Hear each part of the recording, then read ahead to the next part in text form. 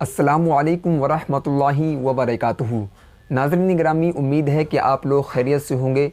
आज की इस वीडियो के अंदर हम बात करेंगे नमाज तहज्जुद के बारे में। नमाज तहज्जुद को किस तरीके से अदा किया जाता है और कुरान व हदीस के अंदर नमाज तहज्जुद के बारे में क्या फ़जीलत आई है। तो सबसे पहले हम नमाज तहज्जुद की फ़जीलत को जान लेते हैं कि कुरान व हदीस के अंदर इसके बारे में क्या आया है और हुज़ूर पाक सल्लल्लाहु अलैहि वसल्लम ने इसके बारे में क्या इरशाद फरमाया है। तो नाज़रीन गिरामी, अल्लाह रब्बुल इज़्ज़त कुरान मुक़द्दस के अंदर इरशाद फरमाता है, और रात के वक्त उस यानी अल्लाह तबारक व तआला के सामने सजदे किया करो और बहुत रात तक उस अल्लाह तबारक व तआला की तस्बीह बयान किया करो। तो यहाँ पर जो सजदे हैं यानी रात के वक्त सजदे करने का जो हुक्म आया है, इससे मुराद नमाज तहज्जुद ही है। ये ऐसी नफल नमाज है जो कि तमाम नफली नमाज़ों के ऊपर सबसे ज़्यादा भारी रहती है, और ये अल्लाह तबारक व तआला का क़ुर्ब हासिल करने के लिए और दुआओं की मकबूलियत के लिए सबसे ज़्यादा ख़ास वसीला है। हदीस मुबारक के अंदर अल्लाह के रसूल सल्लल्लाहु अलैहि वसल्लम इरशाद फरमाते हैं, अपने प्यारे सहाबा सल्लल्लाहु अलैहि वसल्लम ने अपने प्यारे सहाबा से इरशाद फरमाया कि तुम नमाज तहज्जुद ज़रूर अदा किया करो, इसलिए कि ये तुमसे पहले सालिहीन का तरीक़ा रहा है और ये अल्लाह रब्बुल इज़्ज़त का क़ुर्ब हासिल करने के लिए सबसे ज़्यादा ख़ास वसीला है, और ये गुनाहों के बुरे असरात को ख़त्म कर देती है और गुनाहों को रोक देती है। तो ये हदीस मुबारक के अंदर और कुरान मुक़द्दस के अंदर नमाज तहज्जुद के बारे में हुक्म आया है। नमाज तहज्जुद नफल नमाज है। ये अल्लाह के रसूल सल्लल्लाहु अलैहि वसल्लम के ऊपर भी ना ही फ़र्ज़ थी और ना ही वाजिब थी, और ना ही आपकी उम्मत के ऊपर फ़र्ज़ व वाजिब है। यानी कि अगर किसी के पास वसाअत है, यानी कि अगर वो चाहता है, उसके पास इतनी ज़्यादा वो नेक है, तो वो इसको अदा कर सकता है और अल्लाह रब्बुल इज़्ज़त का क़ुर्ब हासिल कर सकता है।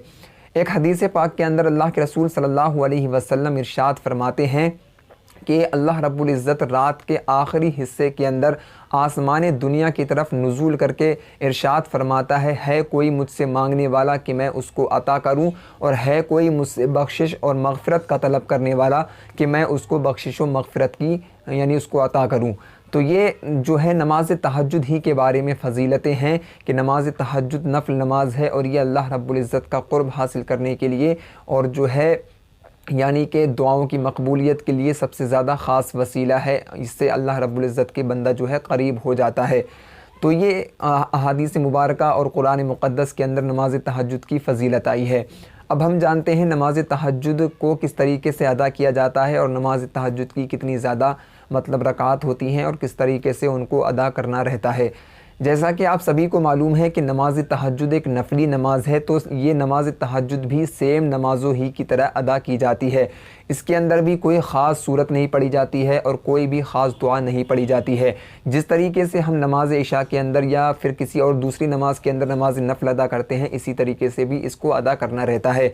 नमाज नफल यानी नमाज तहज्जुद की रकातें जो होती हैं वो 2 से लेकर 8 तक होती हैं, यानी कि आप 2 से लेकर 8 तक नमाज तहज्जुद की जो हैं वो रकातें अदा कर सकते हैं। 2 भी कर सकते हैं अगर आपके पास टाइम है, 4 भी, और ज़्यादा बेहतर ये है कि उसको 8 रकातों को अदा करें, तो ये इसकी रकातें हो जाती हैं। अब हम जानते हैं कि नमाज तहज्जुद किस वक्त में अदा की जाती है। तो नमाज तहज्जुद का जो वक्त है वो ये है कि आप इशा के बाद में कुछ देर सो लें और उसके बाद में उठने के बाद में नमाज तहज्जुद आप फजर के वक्त से पहले वक्त यानी किसी भी टाइम भी उसको अदा कर सकते हैं। लेकिन जो अहादीस मुबारका के अंदर जो सबसे ज़्यादा अफजल टाइम आया है वो यही टाइम है कि उसको रात के आखिरी हिस्से के अंदर अदा करें या फिर उसको बीच रात में अदा करें, ये सबसे ज़्यादा अफजल टाइम है। और नमाज तहज्जुद के अंदर कोई भी ख़ास सूरत नहीं पढ़ी जाती है, कोई भी ख़ास दुआ नहीं पढ़ी जाती है, सेम और नमाज़ों ही की तरह इसको पढ़ा जाता है।